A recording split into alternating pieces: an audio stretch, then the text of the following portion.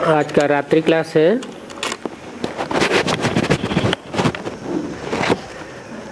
21 अक्टूबर 1967। बच्चे और बच्चियां बैठी हैं, इस विचार से बैठी है कि बाबा आया कि आया,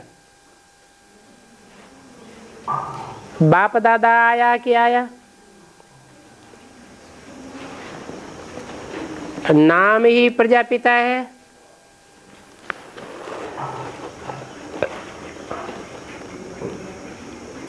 शिव बाबा को प्रजापिता नहीं कहेंगे,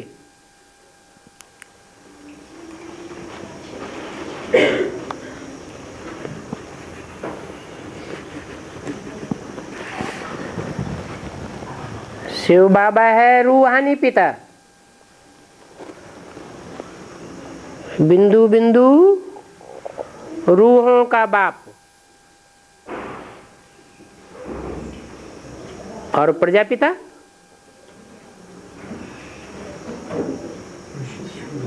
शिव बाबा तो रूहानी बाप है, रूहों का बाप है।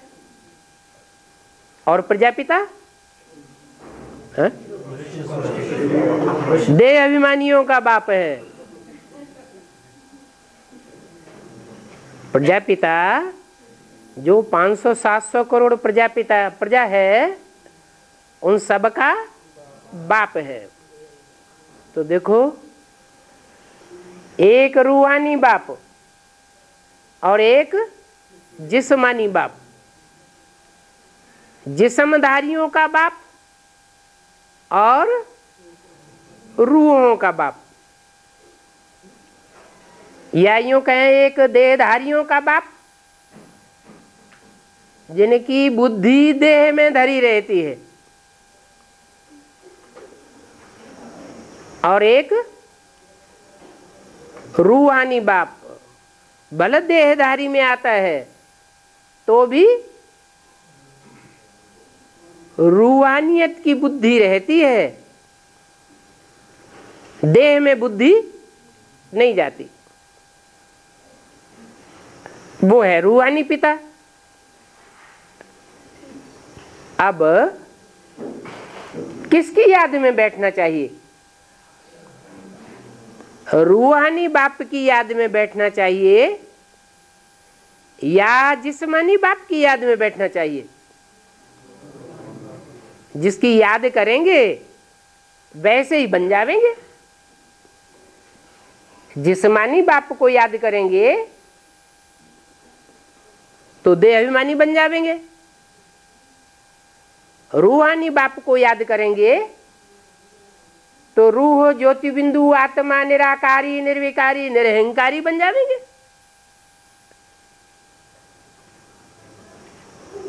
अर्थ सहित सब बातें बुद्धि में रखनी पड़ती हैं।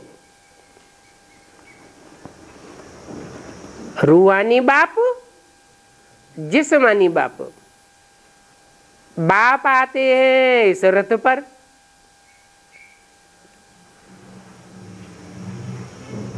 ज्ञान तो सबके लिए है। बाप सब आत्माओं के लिए कहते हैं, देह अभिमान छोड़ मामेकम याद करो।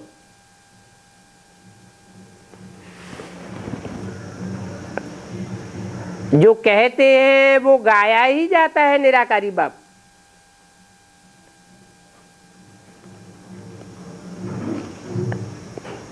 कहते तो देहधारी बाप के द्वारा हैं, लेकिन कहने वाली आत्मा निराकारी बाप है। भगवान निराकार है, यूं उनके बच्चे भी निराकार हैं। यूं निराकार है माना इस तरह तो निराकार है, फिर उस तरह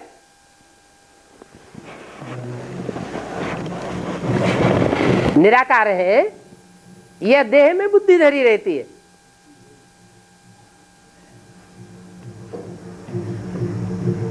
निराकारी दुनिया से आते हैं, निराकारी बाप भी आते हैं, आत्माएं भी आती हैं जो देह धारण करती हैं।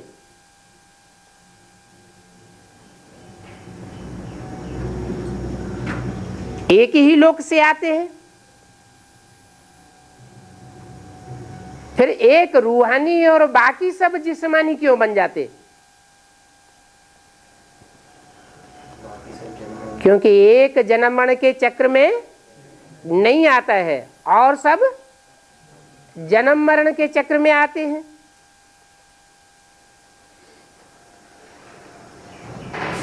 यहां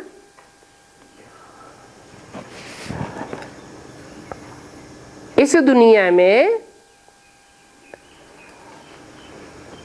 उनको जैसे कि ये शरीर है ही नहीं। किनको? निराकारी बाप को।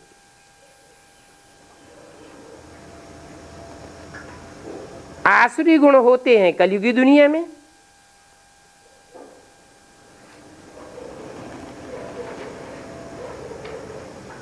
सती की दुनिया में मनुष्यों में दैवी गुण होते हैं। उनको देवता कहा जाता है, मनुष्य नहीं कहा जाता। क्या अंतर हो गया? देह सतयुग में भी होती है और देह कलयुग में भी होती है।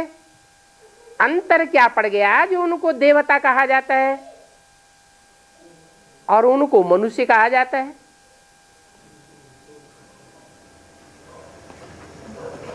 उनको देवता इसलिए कहा जाता है कि वो देने वाले हैं, दूसरों को सुख देने वाले हैं, कोई को दुख देने वाले नहीं है। देहभान से होता है दुख और आत्माभिमान से होता है सुख। ये सब बातें बच्चों की बुद्धि में हैं। बच्चे जानते हैं, अभी नॉलेज मिलती है। बाप कहते हैं मनमना भव मध्याजी भव। पहले मनमना भव क्यों?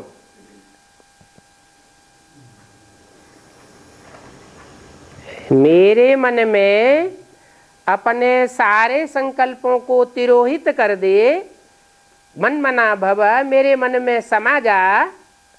ये पहले क्यों?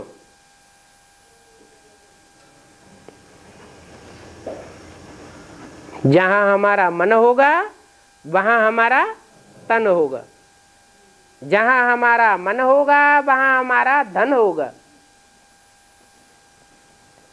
ये हिसाब है।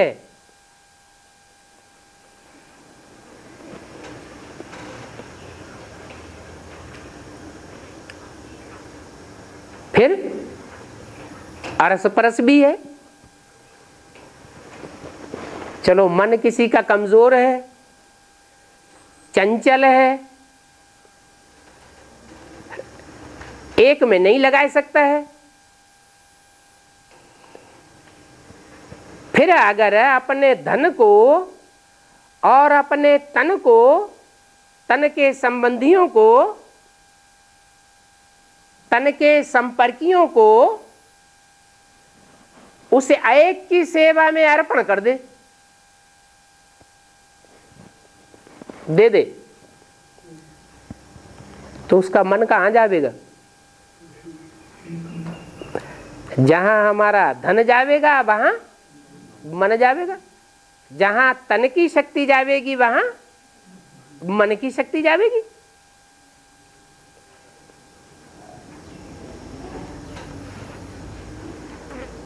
मन जरूर जावेगा। मन जावेगा जैसे आत्मा पहुंच गई। इसलिए वेदों में भी लिखा है मन रेव आत्मा।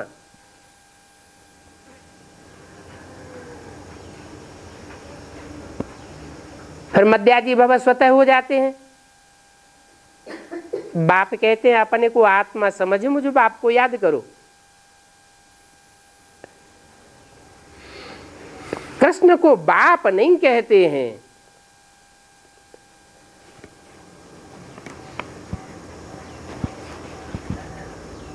किसको बाप कहते हैं? राम को बाप कहा जाता है, कृष्ण को कहीं भी बाप। कृष्ण तो बच्चा है, मतलब क्या हुआ? कृष्ण की आत्मा अपने 84वें जन्म में जो अंतिम चोले से पार्ट बजाती है, वो जैसे बच्चा बुद्धि का पार्ट बजाती है। राम वाली आत्मा बच्चा बुद्धि का पार्ट नहीं बजाती। इसलिए मुरली में बोला है, इस समय गीता ज्ञानामृत नहीं कहेंगे। क्यों नहीं कहेंगे? इस समय माने किस समय? जिस समय ब्रह्मा बाबा के मुख से मुरली चलाई जा रही थी, उस समय लास्ट में बोला कि अभी गीता ज्ञानामृत नहीं कहेंगे। क्यों नहीं कहेंगे? क्योंकि अमृत जो है वो मंथन करने के बाद अमृत कहा जाता है। ब्रह्मा के मुख से मुरली तो चलाई गई, लेकिन मुरली का मंथन नहीं हुआ। जैसे कोई बच्चा होता है प्राइमरी स्कूल में, उसको कबीरदास के, तुलसीदास के, सूरदास के दोहे, चौपाइयाँ, कवित्त रटाई दिए जाते हैं। रट तो लेता है, लेकिन उसके गुह्यार्थ को नहीं समझता। जब हायर क्लासेस में पहुंचता है तो एक एक शब्द के गुह्यार्थ में जाते हैं। इसलिए बोला कृष्ण तो बच्चा है, कृष्ण को बाप नहीं कहा जाता। फिर भगवान की वाणी ब्रह्मा के मुख से आई और उस पर मनन चिंतन मंथन हुआ नहीं, तो उसका सही अर्थ बुद्धि में बैठेगा।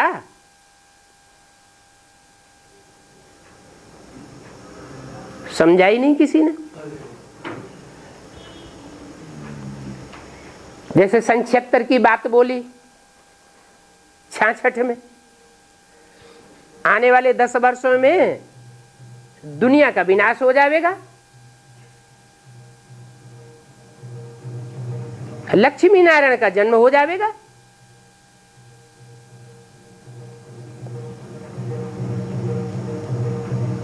ब्रह्मा के मुख से बोला। ब्रह्मा ने क्या समझा और ब्रह्मा कुमार कुमारियों ने क्या समझा? सीधा सीधा स्थूल अर्थ समझ लिया। ये बुद्धि में नहीं आया कि मुरली में दूसरी जगह ये भी बोला है कि विनाश ज्वाला ऐसे रुद्र ज्ञान यज्ञ से प्रज्वलित हुई, या बाहर की दुनिया से प्रज्वलित हुई है? यज्ञ से प्रज्वलित हुई। माने ब्राह्मणों की दुनिया के लिए बाबा सारी बातें बोल रहे थे। बाहर की दुनिया के लिए बाबा पढ़ाने के लिए नहीं आया है। तो ऐसी ढेर सारी बातें हैं जो मुरली का गुह्यार्थ है, बेसिक नॉलेज वालों के सामने क्लियर नहीं होता। वही बेसिक वाले बच्चे जिनके लिए हर मुरली में ये डायरेक्शन दिया जाता है, मन मना भव, रूहानी बाप को याद करो, अपन को रूह समझो। तो जिन्होंने अपने को बिंदु समझा और बिंदु बिंदु आत्माओं के बाप ज्योति बिंदु शिव को याद किया, उनकी बुद्धि सूक्ष्म बन गई। सूक्ष्म को याद करेंगे तो बुद्धि कैसी बनेगी? सूक्ष्म बनेगी। सूक्ष्म ज्योति बिंदु चैतन्य आत्मा को याद करेंगे तो बुद्धि कैसी बनेगी? जड़ बनेगी या चैतन्य बनेगी? चैतन्य बनी। अब उनके मुकाबले जिन्होंने ब्रह्मा की देह को याद किया,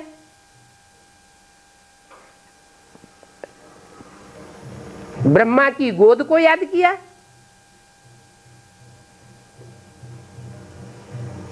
जिन्होंने अनुभव लिया देहधारी का,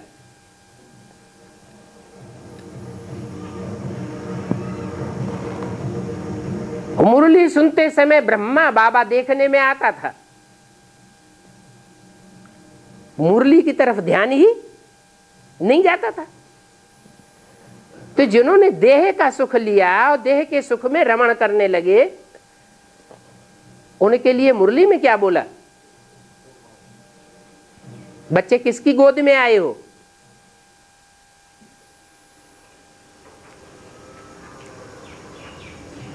तो जो बच्चे कहते थे बाबा हम शिव बाबा की गोद में आए हैं, कौन तो कहते पास, और जो कहते ब्रह्मा बाबा की गोद में आए तो ब्रह्मा को याद किया तो फेल। इसलिए मुरली में बोल दिया कि ब्रह्मा के चित्र को भी नहीं रखना है, चित्र को भी याद करेंगे तो चरित्र की याद आवेगी। चाहे ब्रह्मा हो, कृष्ण वाली आत्मा हो, और चाहे राम वाली आत्मा हो, अंतिम जन्म का जो चोला है वो तमो प्रधान है या सतो प्रधान है? तमो प्रधान है। इसलिए मुरली की शुरुआत की लाइनों में ये बात बोली, रूहानी बच्चे रूहानी बाप को याद करें। तो जिन्होंने ये प्रैक्टिस की, सूक्ष्म को याद करने की, सूक्ष्म आत्माओं के बाप को याद करने की, उन आत्माओं की प्रैक्टिस पक्की होने से उनकी आत्मा की बेसिकली सारी कट उतर गई। इसलिए मुरली में बोला आत्मा रूपी सुई की सारी कट उतरने पर तुम बच्चे डायरेक्ट बाप से सीखोगे। क्यों? ब्रह्मा के तन से जो वाणी चलाई, जो कार्य किए, जो पार्ट बजाया, वो डायरेक्ट बाप का पार्ट नहीं था। वो डायरेक्ट बाप टीचर सतगुरु नहीं था क्या? बाप से क्या मिलता है? वर्षा माना क्या? इसी शरीर से मुक्ति। वर्षा माना सुख और शांति का वर्षा मिलता है बेहद की बाप से। ये कोई भी धर्म पिताएं सुख शांति का वर्षा नहीं दे सके। 2500 वर्ष की हिस्ट्री ये बताती है। सब इस सृष्टि पर आए और दुख की दुनिया में लौट गए। दुनिया और ही ज्यादा दुखी होती चली गई। किसी को सुख शांति के वर्षे की अनुभूति नहीं हुई। एक ही रूहानी बाप है। जब इस सृष्टि पर आता है बाप के रूप में, टीचर के रूप में, क्लैरिफिकेशन देता है। एक एक शब्द का, वाक्य का हिज्जे हिज्जे करके समझाता है। और गुरु के रूप में मन बुद्धि की सदगति करता है। मन बुद्धि गतिशील हो जाती है। बुद्धि जामड़ी न रहे, गतिशील हो जाए, मनन चिंतन मंथन वाली हो जाए। जिन अर्थों में कहा जाता है मनुष्य, मनु की औलाद, मनु माने ब्रह्मा। तो असली अर्थों में जब हम श्रेष्ठ मनुष्य ब्राह्मण बने, तब सब पुरुषार्थ करते करते संपन्न स्टेज पर पहुंच करके संपूर्ण ब्राह्मण सो देवता बन सकते हैं। तो डायरेक्ट बाप से सीखना कब होता है? जब आत्मा रूपी सुइयों की कट उतरती जाती है, तो जिनकी जिनकी कट उतरती जाती है वो एडवांस में क्लास ट्रांसफर होते जाते और वो डायरेक्ट बाप से पढ़ाई पढ़ते, डायरेक्ट बाप से वर्षा लेते, डायरेक्ट सुप्रीम टीचर से पढ़ाई पढ़ते।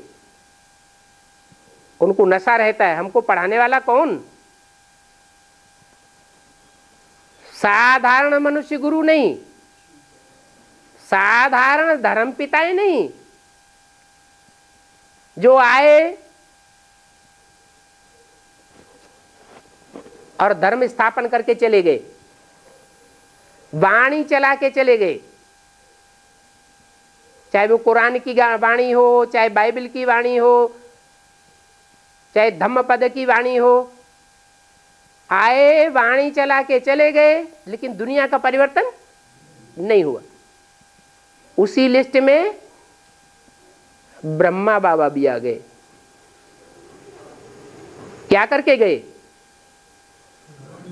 आए, वाणी चला के चले गए, परिवर्तन परिवर्तन कुछ भी नहीं हुआ। तो बाप परिवर्तन करके जाते हैं। कहते बच्चे, मैं तुम बच्चों को साथ लेकर के जाऊंगा,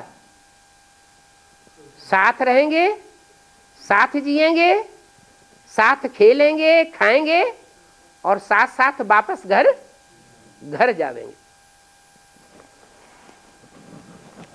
जो मम्मा बाबा के समय के बने हुए चित्र हैं, उनमें कोई कैसा चित्रण किया गया है कि साथ में घर जाते हुए दिखाया गया हो? है कल्प वृक्ष, झाड़ के चित्र में ऊपर शंकर का चित्र दिया हुआ है। तो बाप कहते हैं मैं तुम बच्चों को नैनों पर बिठा करके ले जाऊंगा। माना इस पूरे शरीर के अंदर कौन सा अंग होता है जो सबसे जास्ती सेंसिटिव होता है? आंखें।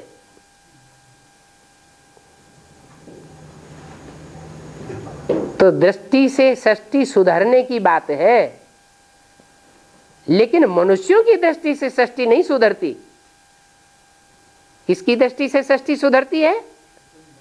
स्वयं भगवान बाप इस सृष्टि पर जब आता है, तब उसकी निराकारी, निर्विकारी, निरहंकारी दृष्टि से सारी सृष्टि सुधरती है, नंबरवार पुरुषार्थ अनुसार।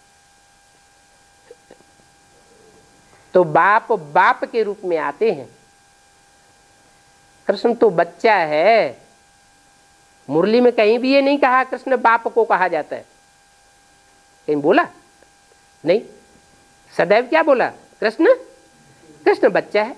यहां संगम युग में भी बच्चा है और वहां सतयुग में भी बाप का बच्चा होगा। उसकी बच्चे की बच्चा बुद्धि ये नहीं चलेगी कि सतयुग में पैदाइश कैसे होगी। जो बाप का पार्ट होगा उसकी बुद्धि में ये बात चलेगी कि सतयुग में पैदाइश कैसे होगी। या बाप समान जो भी बच्चे होंगे नई सृष्टि को जन्म देने वाले, उनकी बुद्धि में भी ये बात चलेगी कि नई दुनिया कैसे तैयार होनी है, प्रोसीजर क्या होगा, प्लानिंग क्या होगी। उनकी बुद्धि में वो बात ऑटोमेटिक चलेगी। तो बोला कृष्ण को बाप नहीं कहते हैं।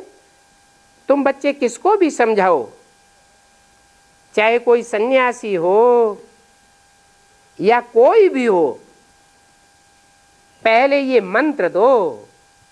कौन सा मंत्र?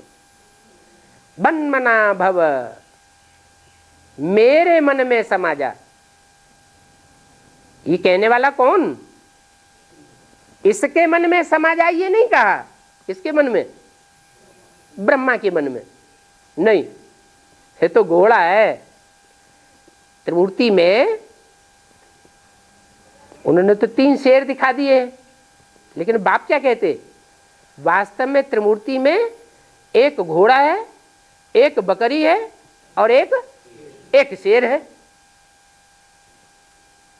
तो मन को क्या कहा जाता है, घोड़ा कहा जाता है। ये मन किसके वश में होना चाहिए, मन रूपी ब्रह्मा है। तो ब्रह्मा रचना है या रचयिता है, ब्रह्मा क्या है, रचना है।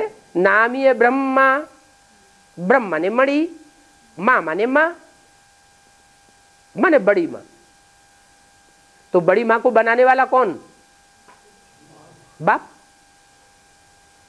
तो मुरली में पूछते भी है, इस ब्रह्मा का बाप कौन, कहते कोई नहीं बता सकेगा तुम बच्चों के सिवाय। हमारी बुद्धि में है कि जब से यज्ञ के आदि में ये ज्ञान की बातें शुरू हुई, सत्संग शुरू हुआ,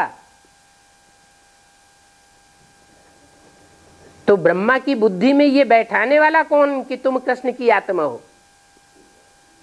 नई दुनिया आने वाली है, पुरानी दुनिया जाने वाली है।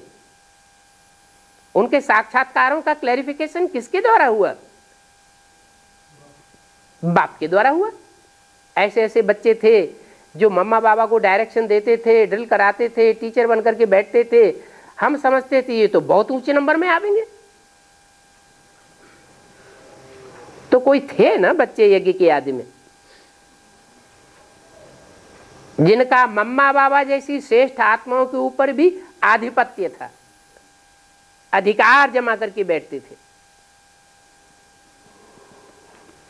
संगम युग के आदि में भी कृष्ण बच्चा था, राम वाली आत्मा बाप थी, और सतयुग के आदि में भी राम वाली आत्मा बाप ही होगी और कृष्ण वाली आत्मा बच्चा ही होगी। तो पहले पहले यह मंत्र कोई को भी दो कि ये कहने वाला कौन है, मन मना भव। मेरे मन में समा जा, इनके मन में नहीं समा जा। अगर ब्रह्मा के मन में समा गया तो गति क्या होगी, है? ब्रह्मा के मन में अगर समा गया तो सतयुग में जाके जन्म मिलेगा। इस सृष्टि में नर से नारायण डायरेक्ट नहीं बनेगा। और बाप ने लक्ष्य क्या दिया है, नर से नारायण बनना है और नारी से लक्ष्मी बनना है। तो ब्रह्मा बाबा के लक्ष्य में, कृष्ण वाली आत्मा के लक्ष्य में और राम वाली आत्मा के लक्ष्य में बहुत अंतर हो जाता है। एक वर्षा प्राप्त करती है रूहानी बाप से डायरेक्ट, और दूसरी आत्मा वर्षा प्राप्त करती है मनुष्य सृष्टि के देहधारी बाप से डायरेक्ट। हालांकि उस समय वो देहधारी होता नहीं है, क्योंकि बाप कहते हैं मैं जब आता हूं, भगवान जब आते हैं तो क्या बनाते हैं, भगवान भगवती बनाते हैं, आप समान बना के जाते हैं। बाप स्वयं निराकारी है, निर्विकारी है, निरहंकारी है, तो बच्चों को भी निराकारी, निर्विकारी, निरहंकारी बनाकर जाता है। और कहां तक निराकारी, निर्विकारी, निरहंकारी बनाकर जाता है,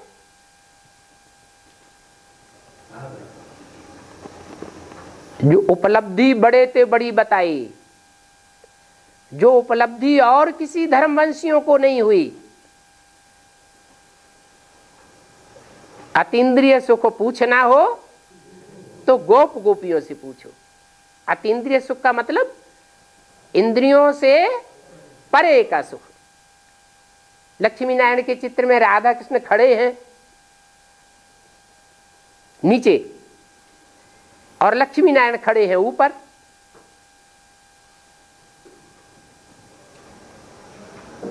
ज्ञान के प्रकाश की दुनिया में खड़े हैं और राधा कृष्ण को सत्य की दुनिया में खड़ा हुआ दिखाया गया। राधा कृष्ण एक दूसरे को दृष्टि से देखते हैं, उनका प्यार इंद्रियों तक समाया हुआ है, यह अतीन्द्रिय सुख का कहेंगे, इंद्रियों के सुख में समाया हुआ है। उनके द्वारा जो भी सृष्टि पैदा होगी भले श्रेष्ठ सृष्टि है, श्रेष्ठाचारी इंद्रियों की शक्ति सृष्टि है, लेकिन फिर भी अतीन्द्रिय सुख की सृष्टि नहीं कही जाएगी। कैसे सुख की सृष्टि कहेंगे? इंद्रियों के सुख वाली सृष्टि। तो इंद्रियों का जो सुख है, चाहे भले श्रेष्ठाचारी इंद्रियां हो, वो नीचे गिराने वाला होगा या ऊपर उठाने वाला होगा? नीचे गिराएगा। भले चौथाई कला पहले जन्म में नीचे गिरती है, लेकिन फिर भी नीचे तो आना होता है ना। और जो लक्ष्मी नारायण है वो एक दूसरे की तरफ दृष्टि से भी नहीं देखते, उनका अतीन्द्रिय सुख है, माने इंद्रियों से परे की स्टेज का सुख है। न ज्ञानेंद्रियों से सुख भोगते हैं, न कर्मेंद्रियों से सुख भोगते हैं। ऐसा वाइब्रेशन मात्र से एक दूसरे का प्यार खींचने वाले हैं। जैसे कि दिल से दिल को राहत होती है, देह का अंश मात्र भी देह भान नहीं। ऐसी सृष्टि स्थापन करने के लिए वो रूहानी बाप आता है। किसमें आता है? जो भी देह अभिमानी मनुष्य हैं, उन देह अभिमानी मनुष्यों के बाप में आता है। तो देह अभिमानियों का जो बाप है वो ही 100% आत्मिक स्थिति में स्थित हो जाए तो फिर दुनिया बचेगी क्या? दुनिया भी रूहानी हो जाएगी। तो संगम युग, इसको नाम दिया है पुरुषोत्तम संगम युग। जो भी पुरुषों में उत्तम से उत्तम आत्माएं हैं, उनकी यादगार रुद्र यज्ञ रचा जाता है। उस रुद्र यज्ञ में 1,00,000-2 लाख शालिग्राम बनाते हैं सारे दिन में। उत्तम से उत्तम आत्माएं हैं। लोग शालिग्राम को भगवान समझ लेते हैं, भगवान नहीं होते। भगवान आकर उनको आप समान भगवान भगवती जैसा बनाए देते हैं, निराकारी, निर्विकारी, निरहंकारी। तो बताया कि तुम किसको भी समझाओ, चाहे सन्यासी हो या कोई भी हो, पहली पहली बात यही समझाओ कि रूहानी बाप को याद करो। राम और कृष्ण ये रूहानी आत्माएं नहीं है, रूहानी बाप नहीं है। अगर ये रूहानी बाप होते तो 63 जन्म में भी इस सृष्टि को पावन बनाया होता। 63 जन्म में खुद भी गिरते गए और इनके फॉलोअर्स भी नीचे गिरते गए। अच्छी रीति समझाए कर, निश्चय कराए कर लिखो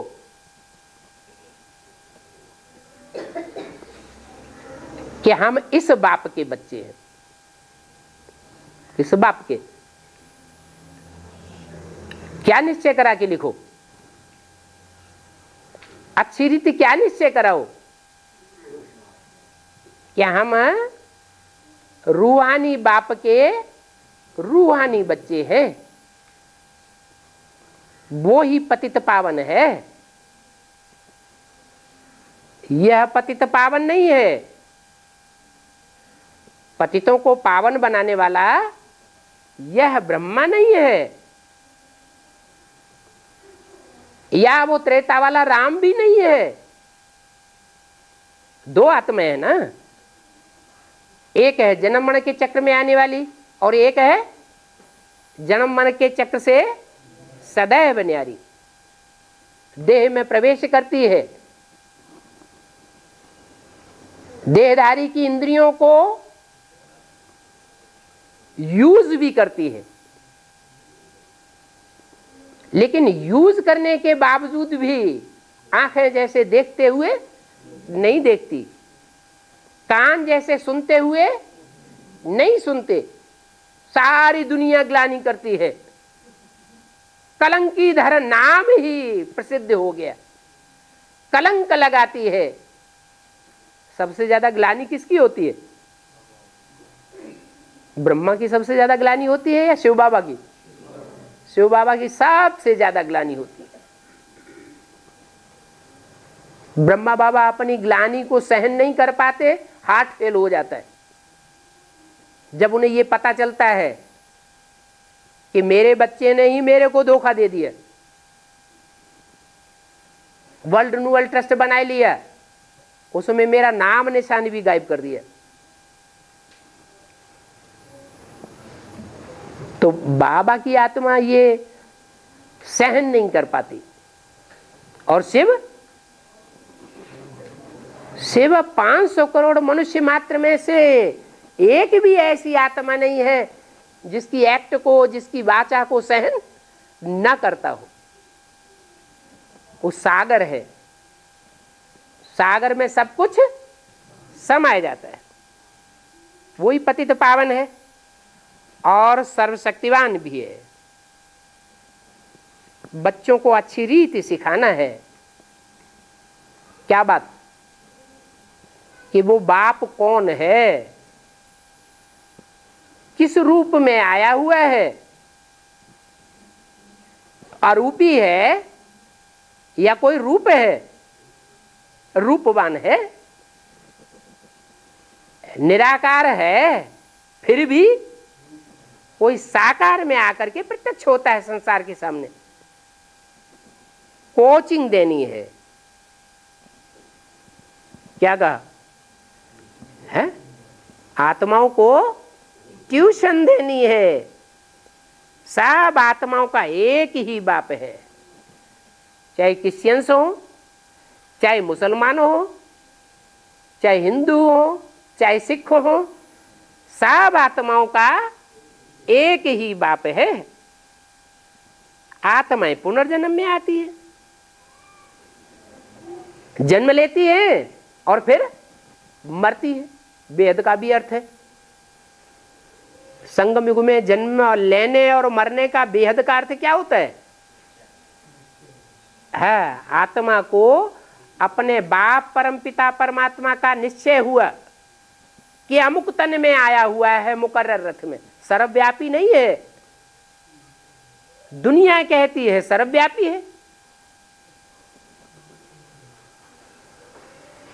कहती है या नहीं? लेकिन हम ब्राह्मण बच्चे कहते हैं वो सर्वव्यापी नहीं है। क्या है? एक व्यापी है। वो तथाकथित बेसिक वाले ब्राह्मण भी क्या कहते हैं? परमात्मा सर्वव्यापी नहीं है। लेकिन उनसे पूछा जाए सर्वव्यापी नहीं है तो एक व्यापी कहां है, तो इसका जवाब नहीं दे सकते।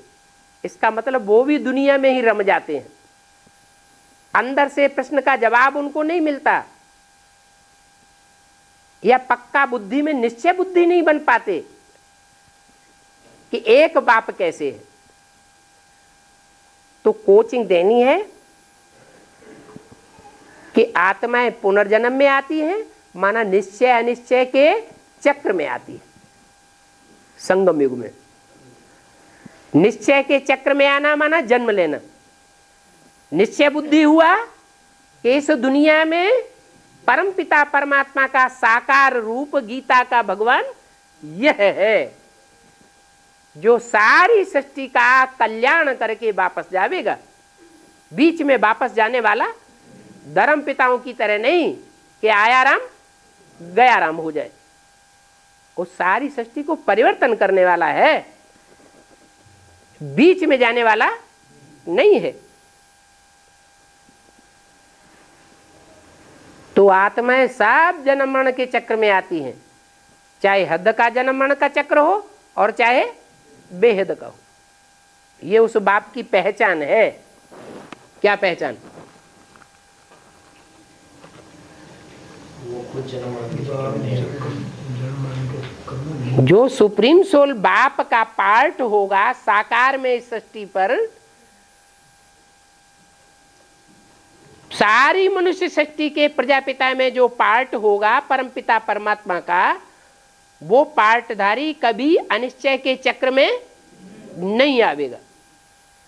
और जो भी मनुष्य मात्र की आत्माएं कितनी भी ज्ञानी क्यों न हो, कितनी भी महान क्यों न हो, धर्म पिताओं की ही आत्माएं क्यों न हो,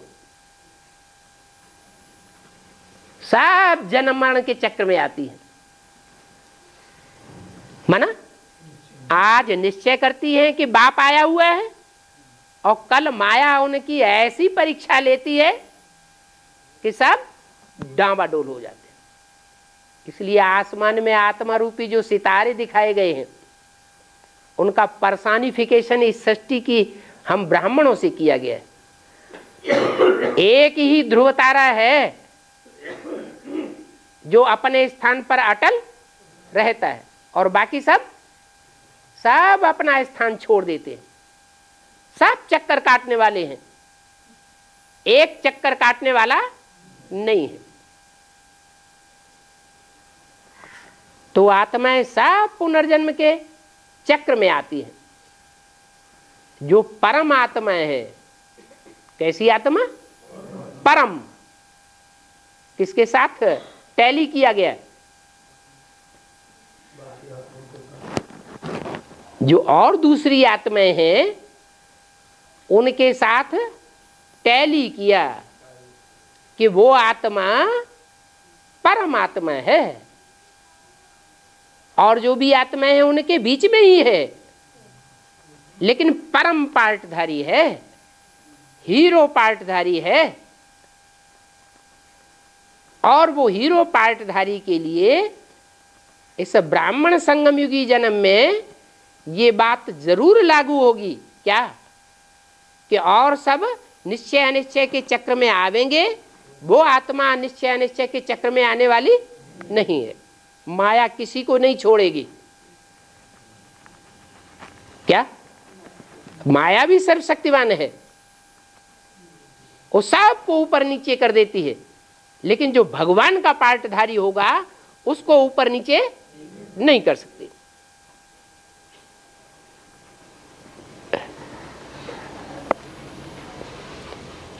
मुख्य है 3 वतन। सूक्ष्म वतन का वातावरण, स्थूल वतन का वातावरण और निराकारी दुनिया का वातावरण।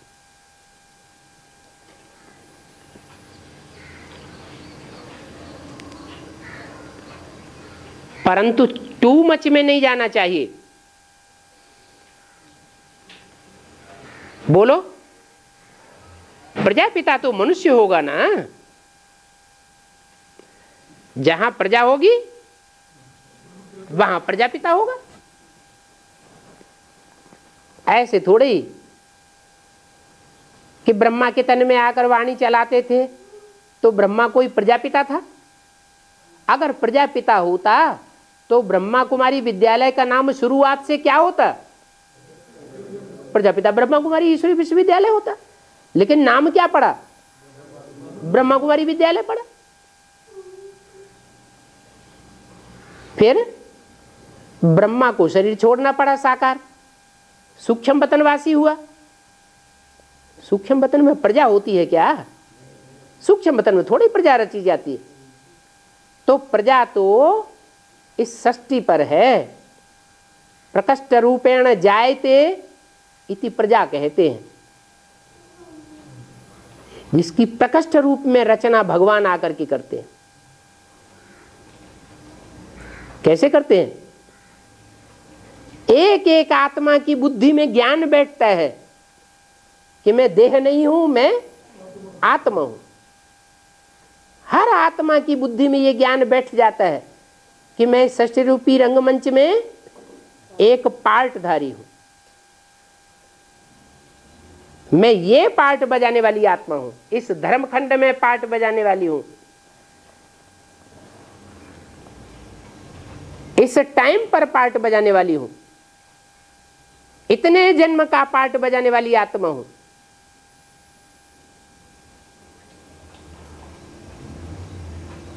तो पक्का पक्का एक्टर बाप आकर के बनाते हैं। वो एक्टर क्या, जिसको अपने एक्ट का ही पता न चले। आत्मा है और आत्मा को अपने अनेक जन्मों का एक्ट का ही पता न चले, तो उस आत्मा को कैसा एक्टर कहेंगे? बेवकूफ एक्टर। तो हम सब आज बेवकूफ एक्टर बन गए। अभी बाप आए हैं, बताते हैं कि मुख्य एक्टर्स का पार्ट क्या है। मुख्य एक्टर्स हैं इस ड्रामा के दो, जगत पिता और जगदम्बा। बाकी और भी एक्टर्स बाई प्लॉट है। इब्राहिम, बुद्ध, क्राइस्ट, गुरु नानक, ये भी एक्टर्स मुख्य हैं। तो उनका पार्ट बताते हैं।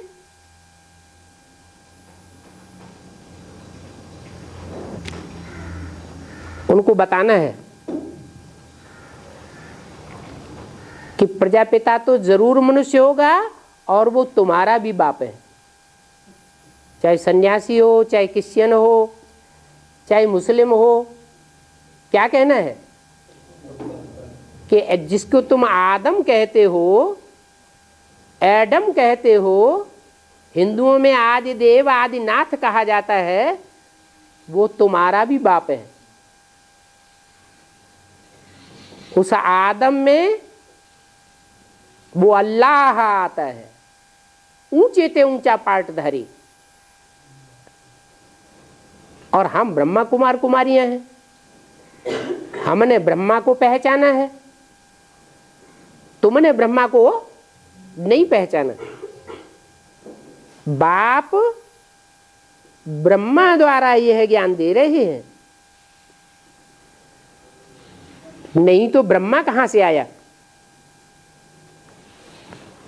ब्रह्मा का रचयिता कौन?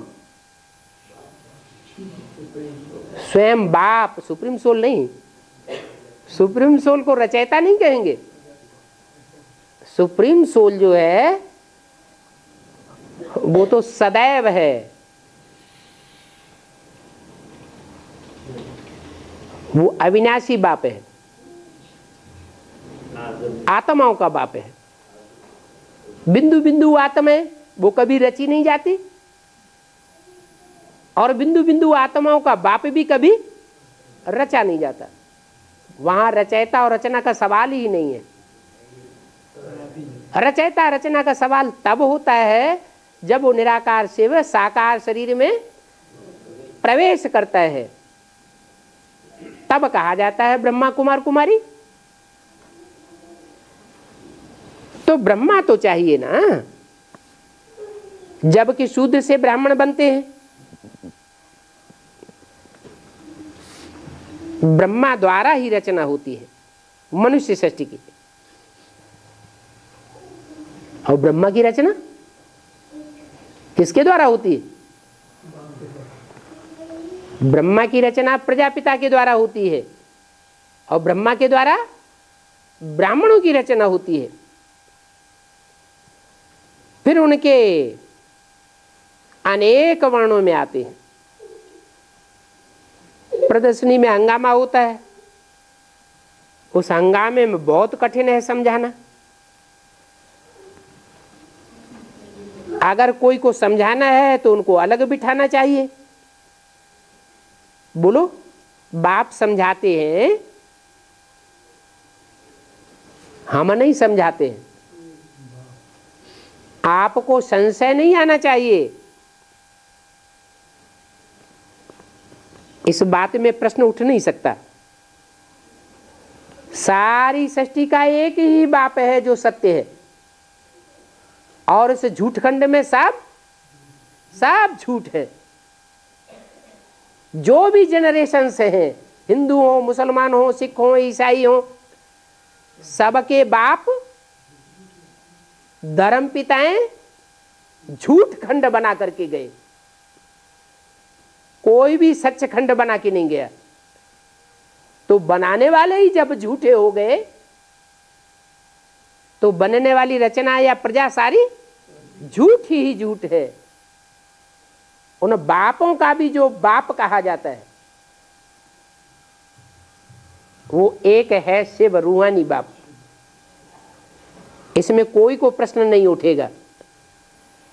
बाप सत्य ही बताते हैं। सत्य बाप आते हैं, सचखंड की स्थापना करते हैं, झूठ खंड का विनाश कराते हैं। बाकी तो सब झूठ है। भारत को सचखंड कहते थे, अभी तो भारत झूठ खंड है। तुम कहते भी हो। अच्छी रीति समझना हो तो 7 दिन का कोर्स ले लो।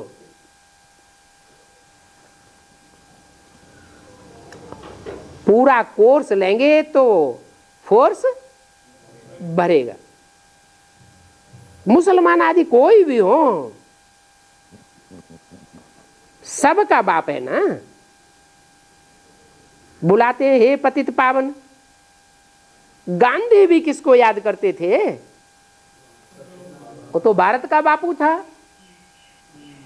वो भी कहते थे पतित पावन सीताराम।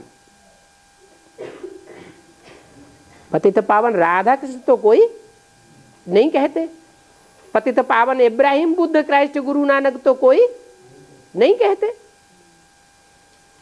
याद निराकार को करते हैं। फिर सीताराम, रघुपति, राघव, राजा राम कह देते हैं। तुमको समझाया है ये सब भक्त हैं और भगवान है एक। वो भगवान सभी आत्माओं का बाप है। क्या? वो देहधारियों का बाप नहीं है। सभी आत्माओं का मतलब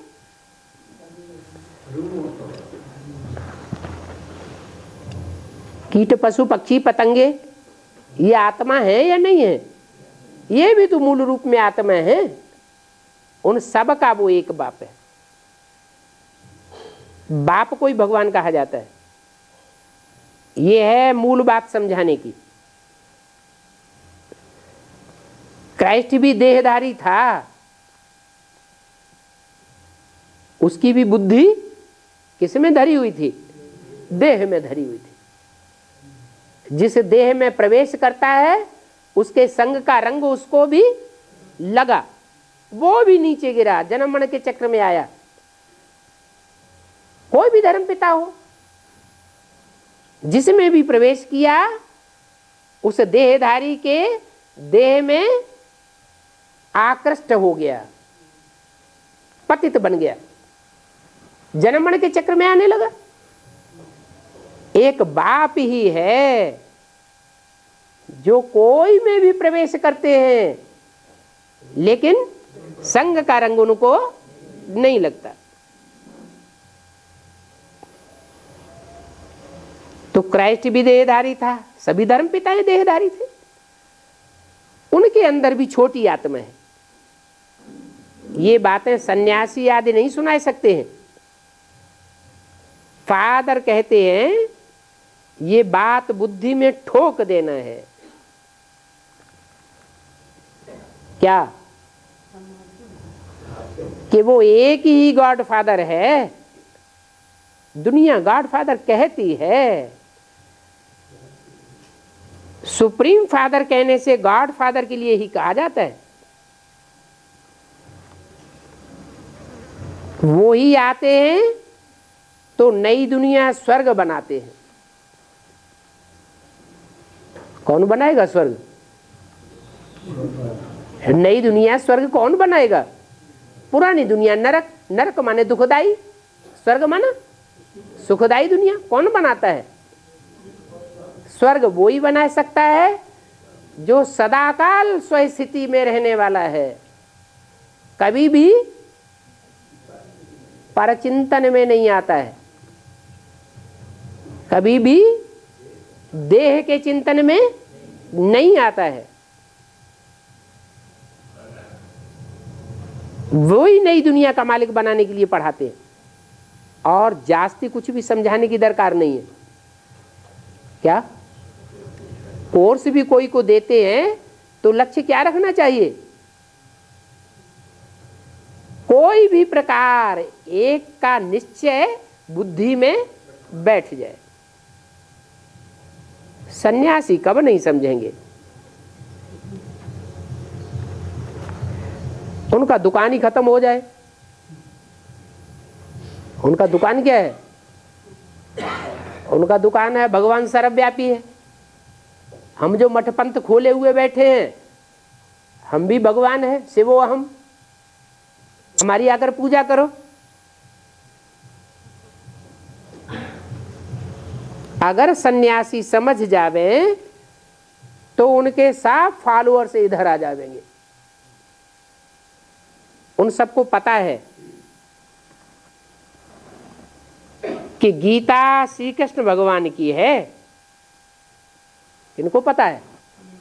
उन सन्यासी दुनियावी सन्यासियों को या ब्राह्मणों की दुनिया के जो सन्यासी हैं उनको भी,